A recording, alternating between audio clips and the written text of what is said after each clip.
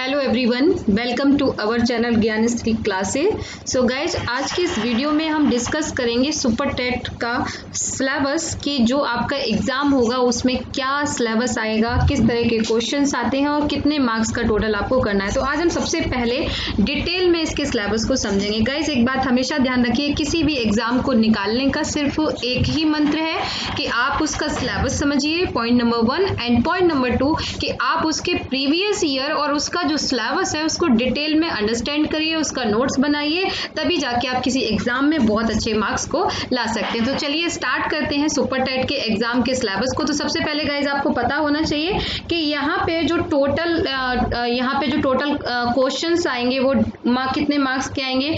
यहाँ पे total 150 marks में से आपको ज्यादा से ज्यादा गेन करना है, क्योंकि मेरिट बेस पे होता है।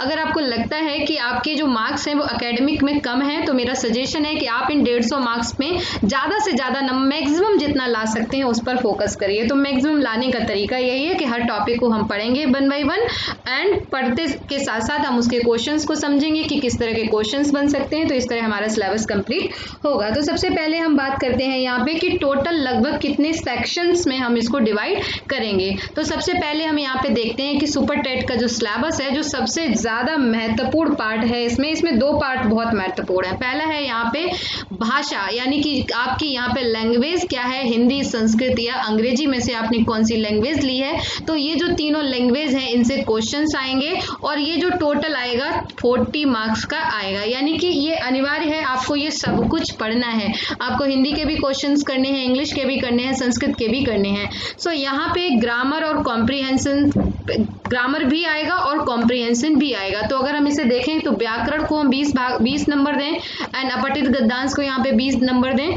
तो कुल मिला के ग्रामर और कॉम्प्रिहेंशन को आप अच्छी तरीके से अगर कर लेते हैं तो हम इसे बहुत अच्छे से इस पेपर को यहाँ पे आप ज्यादा से ज्यादा मार्क्स को गेन कर सकते हैं। गाइज, मैंने खुद सुपर टेट क्वालिफाई किया बहुत अच्छे मार्क्स से। सो बिलीव मी कि ये जो पोर्शन है आपका 1, ये आपको बहुत ज्यादा मार्क्स दिला के जाएगा, बिकॉज भाषा ऐसा टॉपिक होता है कि जहाँ पे हम ज्यादा से ज्यादा मार्क्स को आसानी से गेन कर सकते हैं। ठीक है, अब जैसे होता है क्या, जैसे विज्ञान है तो विज्ञान बहुत से लोगों का सब्जेक्ट नहीं रहा है तो उनको प्रॉब्लम हो सकती है, लेकिन भाषा तो हमने हर किसी ने कहीं ना कहीं किसी न किसी स्तर पे जरूर पढ़ी है। तो इसके 40 मार्क्स हैं, ये आपके सिलेक्शन में बहुत बड़ा रोल प्ले करेंगे। सो भाषा को बहुत अच्छे से फोकस करना है। ठीक है, हम अपना पहला क्लास भी भाषा से ही स्टार्ट करेंगे। दूसरा गाइज, यहाँ पे बात करते हैं विज्ञान यानी कि साइंस। सो साइंस में क्या आता है, साइंस में जो क्वेश्चन आते हैं बहुत आसान आते हैं, बहुत आसान। यानी कि क्या साइंस में आता है, यहाँ से वो आपसे बिल्कुल नहीं जानना चाहते हैं कि आपको कितनी ज्यादा MSc फिजिक्स है या MSc बायोलॉजी है, आपको कितना हायर लेवल का नॉलेज है। नहीं, आपको यहाँ जो डेली लाइफ में हम विज्ञान के कुछ नियमों का, कुछ जो विज्ञान के नियम है उसके कुछ सिद्धांत हैं, आप देखेंगे बहुत डेली की लाइफ में उनका प्रयोग करते हैं। कुछ बहुत सारे ऐसे आविष्कार हुए हैं, जैसे अब आप LED को देख लीजिए, LCD को देख लीजिए, ये बहुत चीजें हैं जो डेली हम यूज करते हैं। तो दैनिक जीवन में विज्ञान गति, बल, ऊर्जा, दूरी, प्रकाश, ध्वनि और जीवों की दुनिया, मानव शरीर, स्वास्थ्य, स्वच्छता, पोषण, पर्यावरण, प्राकृतिक संसाधन, पदार्थ एवं पदार्थ की कितनी अवस्थाएं होती हैं, ये वो टॉपिक हैं जो हम अपनी डेली रोजमर्रा की लाइफ में यूज करते हैं। जैसे मानव शरीर है तो मानव शरीर हमारा सबसे ज्यादा, हम इसी से कनेक्ट है, वी आर ऑल्सो ह्यूमन। तो अब मानव है तो मानव शरीर में कितने तरह के रोग हो सकते हैं, क्या क्या इसके लिए उसको करना चाहिए। ध्वनि है, ध्वनि कितने तरह की होती है, कैसे हम सुनते हैं। ऐसे ही स्वच्छता, किस तरह की स्वच्छता, हाइजीन क्या है, हाइजीन का मतलब क्या है, कोविड की वजह से इस पे और क्वेश्चंस बनेंगे। तो हेल्थ क्या है, हेल्थ के लिए क्या क्या चीजें, हेल्थ को हम कैसे प्रिवेंट कर सकते हैं, हेल्थ में मेंटल हेल्थ क्या है। ठीक है, मेंटल हेल्थ को कैसे प्रिवेंट करते हैं, क्या क्या नेचुरल रिसोर्सेज होते हैं। तो इस तरह के क्वेश्चन साइंस में पूछे जाते हैं। नेक्स्ट है टॉपिक गणित। अब गणित टॉपिक यहाँ पे उन लोगों के लिए बहुत हेल्पफुल है जिनका मैथमेटिक्स बहुत अच्छा है। मान लीजिए बहुत सारे लोग इसमें ऐसे भी होंगे जिनका मैथमेटिक्स इनको बिल्कुल भी नहीं आता है, तो उनको मेरा सजेशन है गाइस, प्लीज इसमें 5th क्लास की, 4th क्लास की, 3rd क्लास की अगर आप बुक्स को पढ़कर समझ सकते हैं तो वो आपको बहुत काम देंगी, सबसे ज्यादा आपको वही काम देंगी। बाकी मैं भी इसमें क्लासेस लूंगी। तो यहाँ पे अंकीय क्षमता क्या होती है, यानी कि आपको पता होना चाहिए कि किस तरह से हम न्यूमेरिकल्स करते हैं, यहाँ पे क्या वैल्यू होती है, इसमें दशमलव, स्थानीय मान कैसे निकालते हैं, इसके अलावा यहाँ पे ब्याज, लाभ, हानि, प्रतिशत, विभाज्य, गुणनखंड, ऐकिक नियम, सामान्य, बीजगणित, क्षेत्रफल, औसत, आयतन, अनुपात, सर्व समीकरण, सामान्य ज्योमेट्री एंड सामान्य सांख्यिकी, यानी कि थोड़ा बहुत स्टैटिक्स का भी आपको नॉलेज होना चाहिए। तो आप इस तरह से देखेंगे कि यहाँ पे बहुत ही जनरल टाइप के टॉपिक हैं। जैसे हम क्षेत्रफल और औसत का, यानी कि कुल मिला के सिलेबस इस तरह से डिजाइन किया गया है कि आप रोजमर्रा में जिन जिन चीजों का हम प्रयोग करते हैं वो थोड़ा बहुत आपको नॉलेज होनी चाहिए। तो पार्ट 2 के जो टोटल मार्क्स हैं 20 हैं। अब हम बात करते हैं पार्ट 3, तो ये है पर्यावरण एवं सामाजिक अध्ययन। सो पर्यावरण और सामाजिक अध्ययन जो है 10 नंबर आते हैं इसके, तो बहुत ज्यादा मार्क्स इसको नहीं दिए गए हैं, लेकिन जिन लोगों का मैथ खराब है उनके लिए ये बहुत अच्छा काम करेगा। तो हम इसमें देखेंगे बेसिकली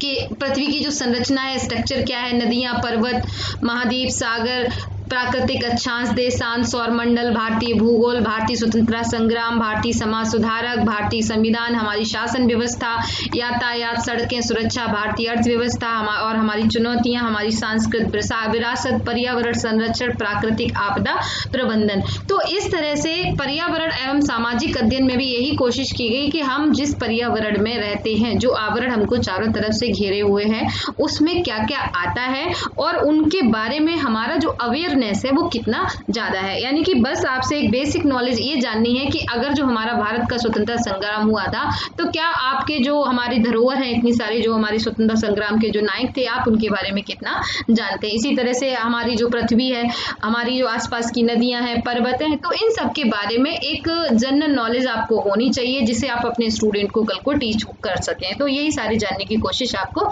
की जाएगी। नेक्स्ट है आपका शिक्षण कौशल, यानी कि आप ने सब कुछ पढ़ लिया लेकिन क्या आपके अंदर टीच करने का कौशल है। आप बच्चे को किस लेवल से पढ़ाएंगे, यानी कि आप बच्चे को 3 लेवल होते हैं। आप देखेंगे कि मेमोरी लेवल होता है, अंडरस्टैंडिंग लेवल होता है एंड रिफ्लेक्टिव लेवल होता है। तो यहाँ पे आप स्मृति स्तर का चिंतन किसको, शिक्षण किसको करेंगे, बोध स्तर का किसको करेंगे और विमर्शी स्तर का किसको करेंगे। तो टीचिंग के मॉडल्स क्या है, किस तरह से हम यहाँ पे अधिगम के अन्य सिद्धांत हैं, वो सिद्धांतों में क्या बताया गया है। भारत में अभी जो हमारा करंट है वहां पे प्राथमिक शिक्षा, समावेशी शिक्षा की क्या दशा है और आगे हम इसके लिए क्या प्रयास कर रहे हैं, यानी कि नवाचार की बात कर रहा है। और शैक्षिक मूल्यांकन और मापन में प्रारंभिक पठन कौशल और शैक्षिक प्रबंधन में प्रशासन क्या होता है। तो इन सारी चीजों के ऊपर यहाँ पे फोकस किया गया है। इसके बाद की बात की गई है सामान्य ज्ञान एंड समसामयिक घटनाएं। तो सामान्य ज्ञान में समसामयिक महत्वपूर्ण घटनाएं, इसको अगेन बहुत सारे मार्क्स दिए गए हैं, यानी कि 30 मार्क्स। यानी कि अगर हम देखिए भाषा को 40 और 30 इन दोनों को मिला देते हैं तो टोटल जो मार्क्स हो जाते हैं वो 70 मार्क्स हो जाते हैं। यानी कि 2 टॉपिक यहाँ पे बहुत इंपॉर्टेंट है जिनसे हमें ये लगता है कि आपका पेपर का 50% एरिया कवर हो रहा है। तो 50% एरिया में हमें सिर्फ जनरल नॉलेज यानी कि सामान्य ज्ञान जिसमें करंट अफेयर्स को बहुत इंपॉर्टेंस दी गई है, प्लस यहाँ पे दूसरा है आपका भाषा। तो ये 2 चीजें ऐसी हैं, अगर ये आपने बहुत अच्छे से कर ली तो आपका, आप ये मान के चलिए कि आधा पेपर कंप्लीट हो गया। ये उन लोगों के लिए बहुत अच्छा है जिनका मैथमेटिक्स या जिनका साइंस के जो स्टूडेंट नहीं रहे, जिनको बहुत डर लगता है, तो वो लोग अगर ये 2 टॉपिक को कवर कर लें तो आपका 50% काम यहीं से हो जाएगा। अब बात करते हैं लॉजिकल रीजनिंग। तो लॉजिकल रीजनिंग बहुत आसान आती है। जैसे एनालॉजी है, एनालॉजी का मतलब होता है कि जैसे चिड़िया उड़ती है तो मछली क्या करेगी, तैरेगी। तो एनालॉजी से संबंधित प्रश्न आते हैं, ये ज्यादातर बच्चे कर लेते हैं। जैसे हमारा उपमा अलंकार होता है, बिल्कुल वैसे ही होता है। इसके अलावा असर्शन एंड रीजनिंग, ये थोड़ा सा टफ होता है कि यहाँ पे एक स्टेटमेंट दिया होता है जिसको असर्शन बोलते हैं और उस कथन का कारण बताना होता है कि क्या ये दोनों आपस में मैच कर रहे हैं या नहीं कर रहे हैं। इसके अलावा बाइनरी लॉजिक, तो इसके लिए मैं बहुत शॉर्ट ट्रिक बना दूंगी कि आपको बस देखेंगे और सॉल्व हो जाएगा। तो जब हम क्लास लेंगे तो हम बाइनरी के ऊपर डिस्कस करेंगे। इसके अलावा क्लासिफिकेशन जिसमें क्लॉक, कैलेंडर, कोडेड, डिकोडिंग, ये सारे जो क्वेश्चंस आते हैं। इसके अलावा क्रिटिकल रीजनिंग पे आजकल काफी फोकस किया जाता है, यानी कि बहुत ही गहन तरीके से रीजनिंग के क्वेश्चंस, क्यूब्स के क्वेश्चन आते हैं, जैसे पासा के भी क्वेश्चन आते हैं।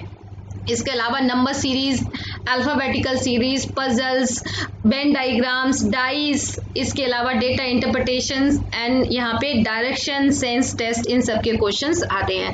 तो आप देखेंगे कि यहाँ पे ओनली 5 ही क्वेश्चन आने हैं, तो जिसमें से अगर आप ठीक से करेंगे तो 3 तो क्वेश्चन हर कोई इससे कर सकता है। तो हमें बहुत ज्यादा फोकस नहीं करना है, बस हर तरीके का 1-1, 2-2 क्वेश्चन कर लेंगे, इससे हमें इन सारी चीजों की क्लियरिटी हो जाएगी। क्योंकि यहाँ पे वेटेज बहुत ज्यादा एग्जामिनर ने नहीं दिया है, तो हम भी यहाँ पे ज़्यादा ध्यान नहीं देंगे।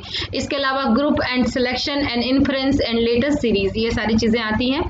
इसके बाद हम बात करते हैं सूचना तकनीकी। तो यहाँ पे भी ICT जिसको बोलते हैं इंफॉर्मेशन टेक्नोलॉजी। तो इंफॉर्मेशन टेक्नोलॉजी में आपका कि आप कंप्यूटर, इंटरनेट, स्मार्टफोन, इन सारी चीज़ों के बारे में कितना जानते हैं, ठीक है।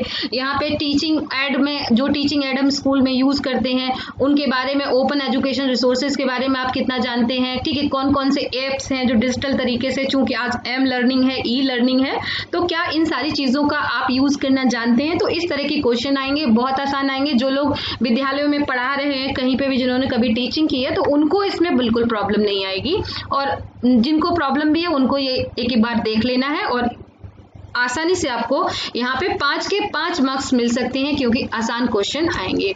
So okay guys, thank you so much. ये था आपका सिलेबस। सो मैं इन सभी के ऊपर क्लासेस शुरू करने वाली हूँ। आपका कोई भी सजेशन है आप बाकी लोगों को भी बताएं। सो ये जो मेरा पहला बैच है और ये फ्री ऑफ कॉस्ट रहेगा सभी के लिए। सो आई होप कि आप लोगों को समझ में आएगा, और आप बाकी लोगों को भी ग्रुप से जोड़िएगा और बाकी लोगों को भी ये लिंक जरूर शेयर करिएगा।